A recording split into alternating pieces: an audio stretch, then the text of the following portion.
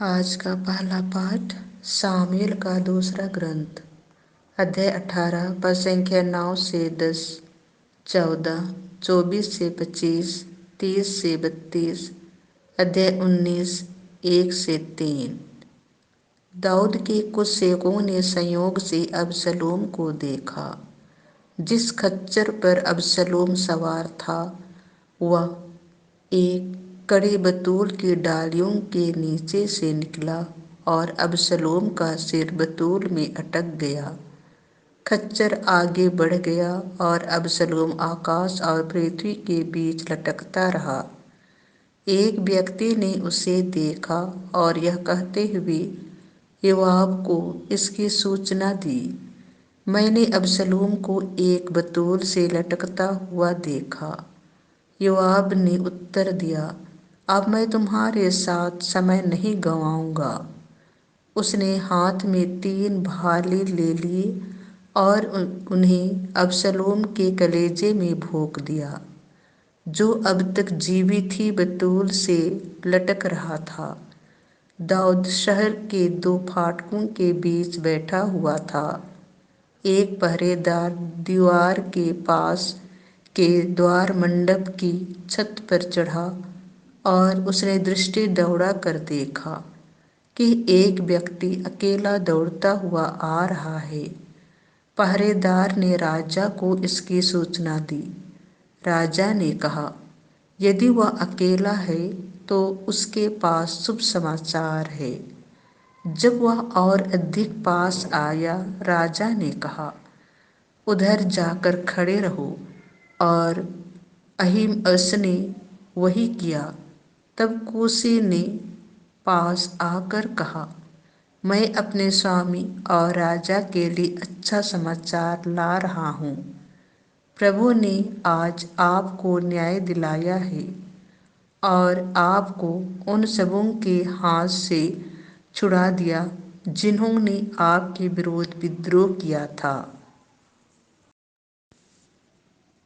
राजा ने कूशी से पूछा, क्या नवयुवक अबशलोम सकुशल है?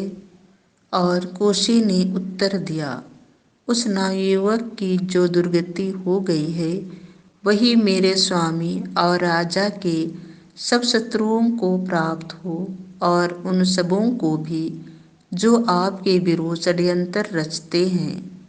राजा बहुत व्याकुल हो उठा और द्वार मंडप के ऊपरी कमरे में जाकर रोने लगा। वह यह कहते हुए इधर उधर टहलता रहा, हाय मेरे पुत्र अबशलोम, अच्छा होता कि तुम्हारे बदले मैं ही मर गया होता। अबशलोम मेरे पुत्र। योआब को यह सूचना दी गई। राजा रोते और अबशलोम के लिए शोक मनाते हैं। जब लोगों ने यह सुना कि राजा अपने पुत्र के कारण दुखी है, तो उस दिन समस्त प्रजा के लिए विजयोल्लास शोक में बदल गया। यह प्रभु की वाणी है। संत मार्कुस के अनुसार पवित्र सुसमाचार, अध्याय 5 पद संख्या 21 से 43। जब ईसा नाव से उस पार पहुंचे तो समुद्र के तट पर उनके पास एक विशाल जनसमूह एकत्र हो गया। उस समय सभागृह का जैरूस नामक एक अधिकारी आया। ईसा को देखकर वह उनके चरणों पर गिर पड़ा और यह कहते हुए अनुनय विनय करता रहा, मेरी बेटी मरने पर है, आइए और उस पर हाथ रखिए, जिससे वह अच्छी हो जाए और जीवित रह सके। ईसा उसके साथ चले। एक बड़ी भीड़ उनके पीछे हो ली और लोग चारों ओर से उन पर गिरे पड़ते थे। एक स्त्री 12 वर्ष से रक्तस्राव से पीड़ित थी। अनेकानेक वैद्यों के इलाज के कारण उसे बहुत कष्ट सहना पड़ा था, और सब कुछ खर्च करने पर भी उसे कोई लाभ नहीं हुआ था। बल्कि वह और भी बीमार हो गई थी।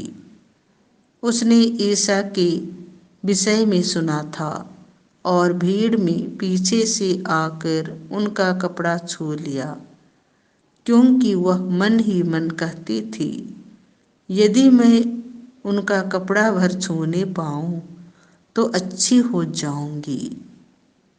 उसका रक्तस्राव उसी क्षण सूख गया और उसने अपने शरीर में अनुभव किया कि मेरा रोग दूर हो गया है।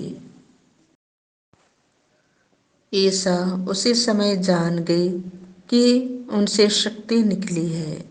भीड़ में मुड़कर उन्होंने पूछा, किसने मेरा कपड़ा छुआ? उनके शिष्यों ने उनसे कहा, आप देखते ही हैं कि भीड़ आप पर गिरी पड़ती है, तब भी आप पूछते हैं, किसने मेरा स्पर्श किया? जिसने ऐसा किया था उसका पता लगाने के लिए ईसा ने चारों ओर दृष्टि दौड़ाई। वह स्त्री यह जानकर कि उसे क्या हो गया है, डरती कांपती हुई आई और उन्हें दंडवत कर सारा हाल बता दिया। ईसा ने उससे कहा, बेटी, तुम्हारे विश्वास ने तुम्हें चंगा कर दिया है। शांति प्राप्त कर जाओ और अपने रोग से मुक्त रहो। ईसा यह कह ही रहे थे कि सभागृह के अधिकारी के यहाँ से लोग आए और बोले, आपकी बेटी मर गई है, अब गुरुवर को कष्ट देने की जरूरत ही क्या है? ईसा ने उनकी बात सुनकर सभागृह के अधिकारी से कहा, डरिए नहीं, बस विश्वास कीजिए। ईसा ने पेतरुस, याकूब और याकूब के भाई योहन के सिवा किसी को भी अपने साथ आने नहीं दिया। जब वे सभागृह के अधिकारी के यहाँ पहुँचे तो ईसा ने देखा कि कोलाहल मचा हुआ है और लोग विलाप कर रहे हैं। उन्होंने भीतर जाकर लोगों से कहा, यह कोलाहल, यह विलाप क्यों? लड़की मरी नहीं, सो रही है। इस पर वे उनकी हंसी उड़ाते रहे। ईसा ने सबको बाहर कर दिया और वह लड़की के माता पिता और अपने साथियों के साथ उस जगह आए जहाँ लड़की पड़ी हुई थी। उन्होंने लड़की का हाथ पकड़कर उससे कहा, तलीथा कुम, इसका अर्थ है, ओ लड़की, मैं तुमसे कहता हूँ, उठो। लड़की उसी क्षण उठ खड़ी हुई और चलने फिरने लगी, क्योंकि वह 12 बरस की थी। लोग बड़े अचंभे में पड़ गए। ईसा ने उन्हें बहुत समझाकर आदेश दिया कि यह बात कोई ना जान पाए और कहा कि लड़की को कुछ खाने को दो। यह प्रभु का सुसमाचार है।